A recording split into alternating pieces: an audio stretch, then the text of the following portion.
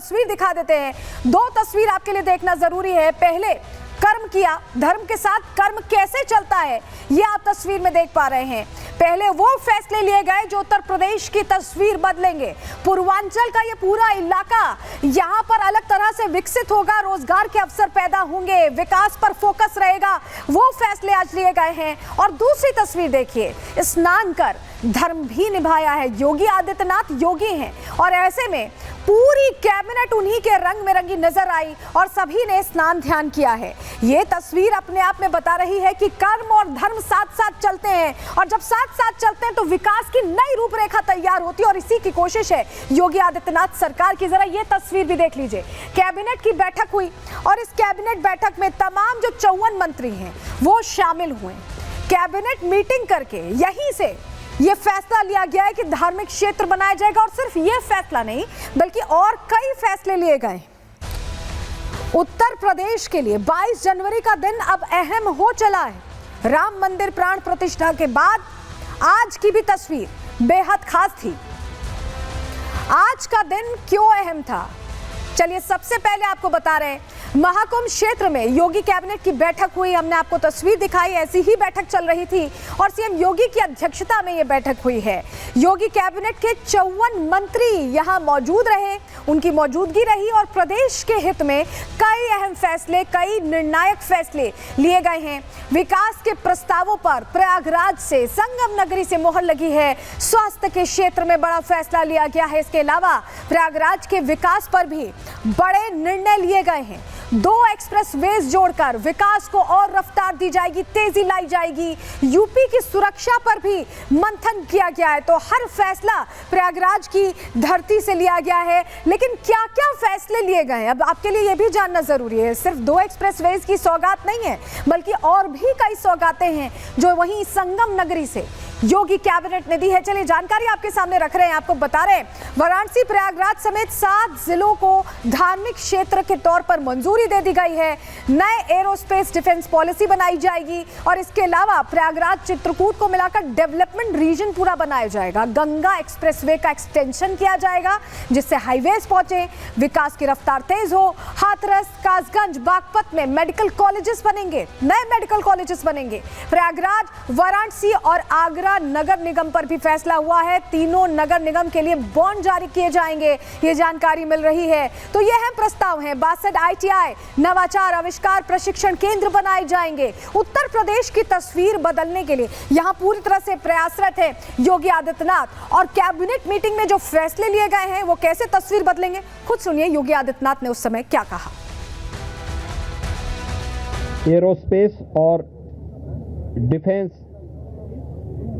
And employment से संबंधित जो पॉलिसी है उस पॉलिसी 2024 ये 2018 में हमने बनाई थी, उसी पॉलिसी के 5 साल पूरे हो चुके हैं। अब उसको नए सिरे से बनाने की व्यवस्था की गई है। कुछ नए निवेश के प्रस्ताव यहाँ पर आए हैं जिन्हें लेटर ऑफ इंटेंट यहाँ पे आज जारी हो रहे हैं।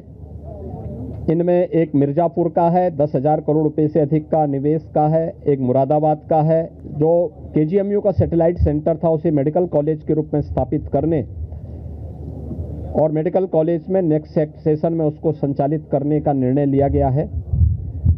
इसके अलावा PPP मोड पर 3 नए जनपदों में मेडिकल कॉलेज के निर्माण की कार्रवाई, जिनमें बागपत, हाथरस और कासगंज, इन 3 जनपदों में नए मेडिकल कॉलेज निर्माण की सहमति पर भी आज यहाँ पर सरकार ने अपना वो किया है।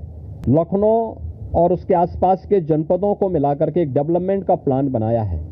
ऐसे ही प्रयागराज और चित्रकूट को मिलाकर के एक डेवलपमेंट रीजन यहाँ पे हम डेवलप करेंगे। इसके लिए इंफ्रास्ट्रक्चर के लिए जो महत्वपूर्ण होगा वह एक गंगा एक्सप्रेसवे का एक्सटेंशन हम लोग देंगे। गंगा एक्सप्रेसवे प्रयागराज से मिर्जापुर, मिर्जापुर से भदोई होते हुए संत रविदास नगर होते हुए यह काशी, चंदौली और गाजीपुर में पूर्वांचल एक्सप्रेसवे के साथ जुड़ेगा। इसके अलावा वाराणसी और चंदौली से यही एक्सप्रेसवे सोनभद्र को जोड़ते हुए नेशनल हाईवे के साथ जुड़ेगा।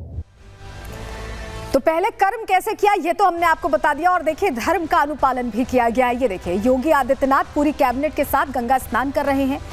गोरखनाथ पीठ के पीठाधीश्वर हैं, योगी हैं, और ऐसे में मां गंगा की गोद में उतरते दिखाई दे रहे हैं, क्योंकि प्रयागराज में महाकुंभ में आस्था की डुबकी हर शख्स लगाना चाहता है। और जब योगी हो तो योगी तो अपने धर्म के रास्ते पर चलते दिखाई देंगे। ये तस्वीर आपने देखी, और ये देखिए ये सनातन की बौछार भी देख लीजिए, थोड़ी यहाँ मस्ती होती भी दिखाई दी। ये तस्वीर भी खास है क्योंकि तमाम जो मंत्री हैं, 54 मंत्री थे और सभी साथ में गंगा में डुबकी लगा रहे थे, तो वो रंग भी देखने को मिला जहाँ थोड़े हल्के फुल्के अंदाज में योगी आदित्यनाथ दिखाई दिए अपनी कैबिनेट के साथ।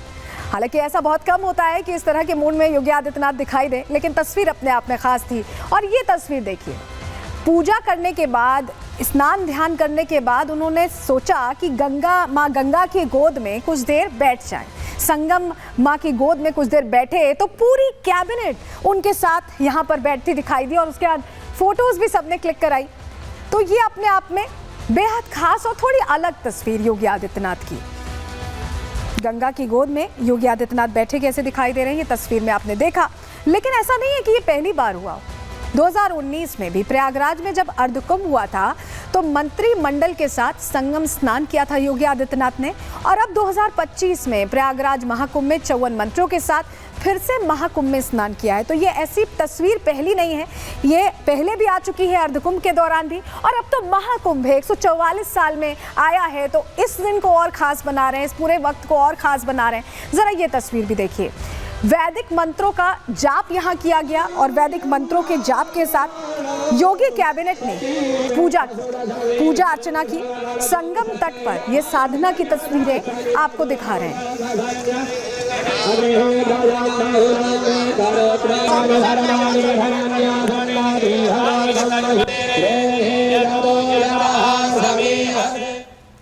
लेकिन ऐसा कैसे हो सकता है कि सनातनी संदेश जा रहा हो, कोई बड़े फैसले लिए जा रहे हो, आध्यात्मिक केंद्र बनाया जा रहा हो प्रयागराज को, वाराणसी को, और तमाम जो शहर जुड़ रहे हैं उनको, और विपक्ष को दिक्कत ना हो? तो दिक्कत तो होनी थी, फिर से दिक्कत हुई। हुआ क्या, चलिए जानकारी आपको बता रहे हैं। दरअसल कैबिनेट बैठक पर सपा अध्यक्ष का बयान आ गया। हालांकि महाकुंभ को लेकर लगातार बोलते रहे हैं अखिलेश यादव, अब जो बैठक हुई उस पर भी उन्होंने कहा कि ये राजनीतिक बैठक है। योगी कैबिनेट की बैठक को उन्होंने राजनीतिक बता दिया।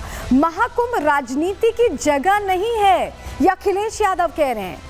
बीजेपी वहां पर राजनीति कर रही है। प्रयागराज में जो बैठक हुई उसको लेकर कह रहे हैं कि राजनीति कर रही है। लेकिन हमने आपको तस्वीर दिखाई थी ना कि कैसे पहले अर्धकुंभ में भी पहुंचे थे योगी आदित्यनाथ और अब महाकुंभ में भी पहुंचे। तो उनके लिए तो ये नया नहीं है, वो पहले भी आ चुके हैं, लेकिन महाकुंभ पर राजनीति करना ये अखिलेश यादव की आदत सी बन गई। कभी तैयारियों को लेकर प्रश्न करना, कभी पीडीए पत्रकारिता करने लग जाते हैं, और बैठक हो जाए, कुछ फैसले ले लिए जाए तो राजनीति करार देते हैं। तो समझ नहीं आ रहा कि राजनीति वो कर रहे हैं या जो फैसले विकास के लिए लिए जा रहे हैं वो राजनीति है। रिपोर्ट देखिए। कुंभ और प्रयागराज वो स्थान नहीं है जहां पर राजनीति और राजनीतिक कार्यक्रम और फैसले लिए जाएं। कैबिनेट ही पॉलिटिकल है, और कुंभ के स्थान पर कैबिनेट करना ये पॉलिटिकल है, और पॉलिटिकल संदेश देना चाहते हैं वो लोग। इस बीच ब्रजेश पाठक ने जो बयान आया उस पर प्रश्न खड़े किए हैं। क्या कहा है, सुनिए जरा। आज अखिलेश जी ने जो कहा कि आप राजनीति को धर्म के साथ मिला देते हैं, ये धार्मिक आयोजन है, आप राजनीतिक फैसले ले रहे हैं। देखिए, जहां सनातन संस्कृति का चरमोत्कर्ष दुनिया देख रही है, तो दुनिया के लोग यहाँ इकट्ठा हैं, और सब लोग ये जाने कि उत्तर प्रदेश सरकार उनकी चरणों की सेवा के लिए लगातार लगी हुई है। इसलिए पूरी प्रदेश सरकार आज प्रयागराज में संगम तट पर उपस्थित है। अगर आप मीडिया चलाना बंद कर दे, कहना बंद कर देंगे। अच्छा। ये वातानुकूलित कक्षों में बैठ करके सोशल मीडिया और इलेक्ट्रॉनिक प्रिंट के माध्यम से केवल अपनी भड़ास निकालते हैं। जनता जनार्दन जो संगम तट पर विराजमान है, जो लोग रह रहे हैं, जो आ रहे हैं, जा रहे हैं, और सब प्रफुल्लित है, आह्लादित हैं अद्भुत अलौकिक कुंभ को देख करके।